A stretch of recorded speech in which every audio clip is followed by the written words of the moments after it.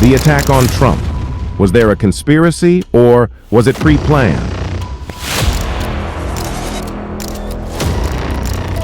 And just before the attack, Joe Biden made this tweet.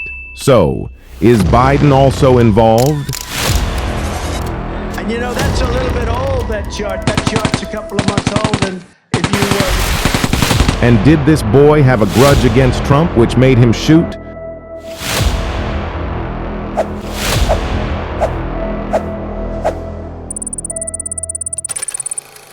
You'll find answers to all these questions. Just stay till the end of this video. So let's go.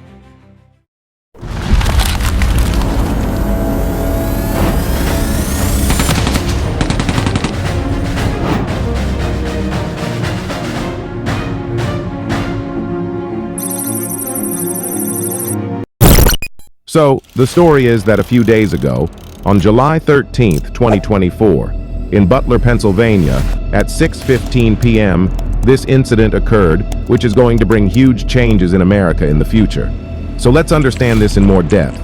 A 20-year-old boy was on a roof aiming an AR-15 rifle, and his target was none other than former President Donald Trump. Yes, you might be wondering what grudge this boy had against Trump. So, let's find out.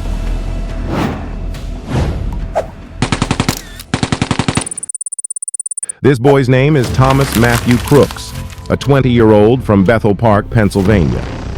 What grudge he had against Trump is still unknown. Also, this boy was wearing a Demolition Ranch t-shirt, which is a YouTube channel about guns. Crooks had searched images and public appearances of Trump, Joe Biden, and other officials before the rally. This indicates that he came with full planning to shoot Trump. But,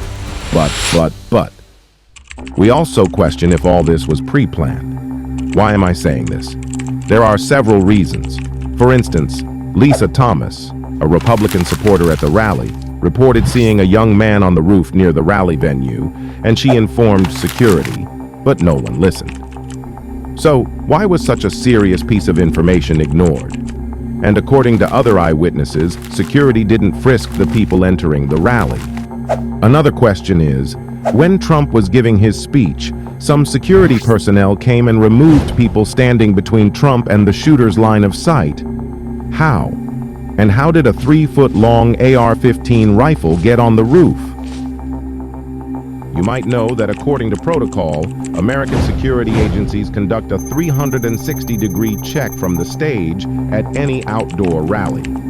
So, why was the left side of the ground ignored? Or did they already know? And let me tell you, Trump received security equivalent to that of the president. This means at least 250 security personnel cover him at any outdoor rally. But how many security personnel were there? The investigation agencies haven't disclosed the number. They only mentioned that there were 4 teams. We can't ignore the fact that there were about 1,000 people at the rally.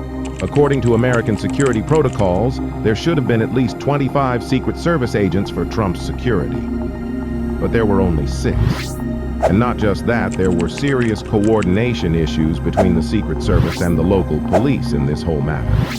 According to the Secret Service review report, 2 days before the rally, the Secret Service asked Pennsylvania State's Butler County Police to handle the security, including the surrounding buildings. Butler County Police were asked to deploy 20 officers, but only 10 were deployed. The spokesperson for Butler County Police said that 4 security and 6 QRT officers were assigned to the rally. It makes sense that they would deploy as many officers as the Secret Service requested. Now, in this whole matter, whose fault it is and whose it isn't will be determined by the American investigation agencies. But this whole thing raises questions about Joe Biden's tweet.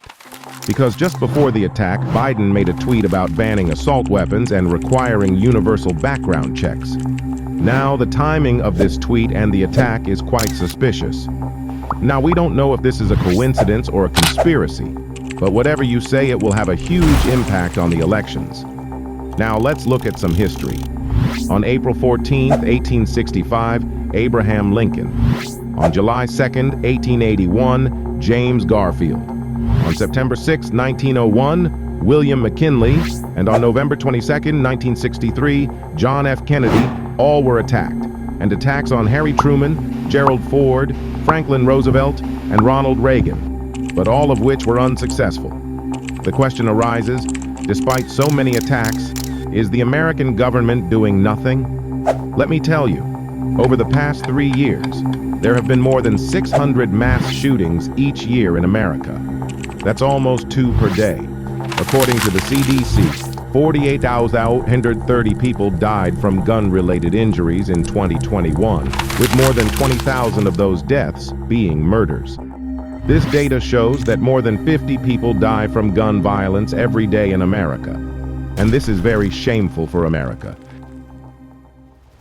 Indeed, political violence and domestic terrorism are major problems in America. My only point is that the American government should take action to improve the future. So share this video as much as you can so others can also learn about these issues. So, we discussed all the aspects related to the attack.